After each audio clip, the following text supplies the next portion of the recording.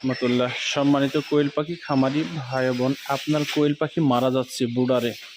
আপনার সব ঠিক আছে, ম্যানেজমেন্ট ঠিক আছে, তাপ ঠিক আছে, মেডিসিন ঠিক আছে, খাদ্য ঠিক আছে, যখন যেটা প্রয়োজন বুডার অবস্থায় আপনি সবই দিতেছেন, কিন্তু পাখি মারা যাচ্ছে, পাখি নষ্ট হয়ে যাচ্ছে।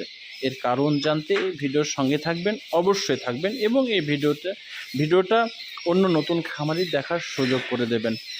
আসলে একটা জিনিস দেখেন, আমি প্র্যাকটিক্যাল দেখার জন্য এই কাজটা করি নাই। আপনার পাখি নষ্ট হয়ে যাচ্ছে, দেখেন আমি দেখাই, এই যে দেখেন এখানে অনেক কয়টা পাখি নষ্ট হয়ে গেছে, মারা গেছে।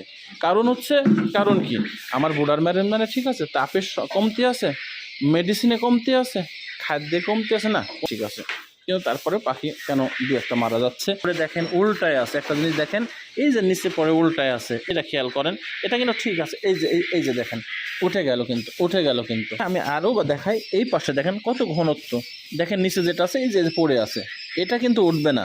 আমি আরেকটা দেখাই, এই যে দেখেন ঘনত্ব, মেন ঘনত্ব। দিন যাবে পাখি স্বাভাবিক অবস্থায় থাকার জন্য তার জায়গা বড় করে দিতে হবে। যদি আপনি জায়গাটা বড় না করেন, আমি কিন্তু বড় করি নাই, আপনাদের একটা ভিডিও তৈরি করে প্র্যাকটিক্যাল দেখাবো, তাই আমি প্র্যাকটিক্যালি দেখালাম। পাখি যখন তার